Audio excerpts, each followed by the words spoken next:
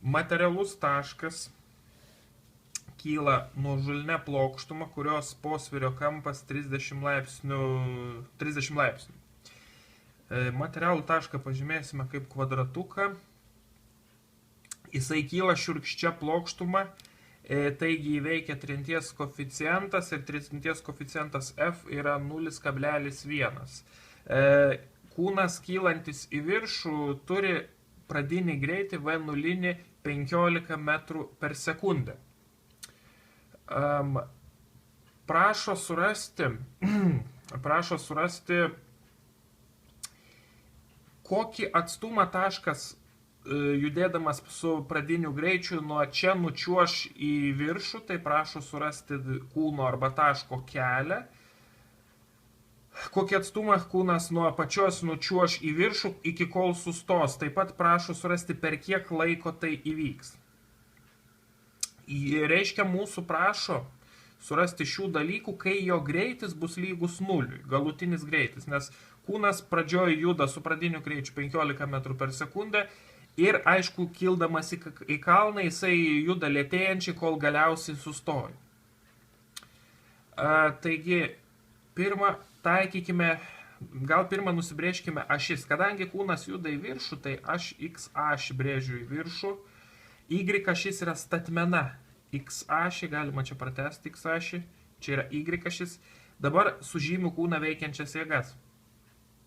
Iš kūno centro veikia sunkio arba svorio jėga G, kur yra vektorinis dydis ir jinai lygi masės ir laisvo kritimo pagreičio sandaugai. G yra, kaip mes atsimenam, yra 9,81 metro per sekundę kvadratu, tai yra vektorinis dydis.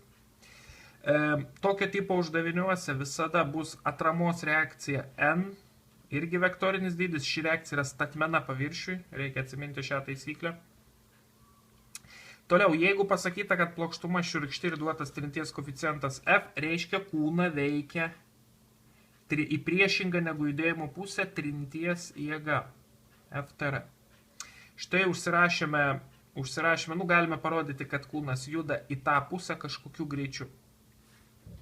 Užsirašėme visas jėgas, parodėme greičio kryptį, taikykime antrą Newtono dėsnį, kad suma jėgų projekcijų atitinkama ašį lygi sandaugai masės ir pagreičio projekcija atitinkama ašį. Pirmiausia, nagrinėsime jėgų projekcijas į x ašį.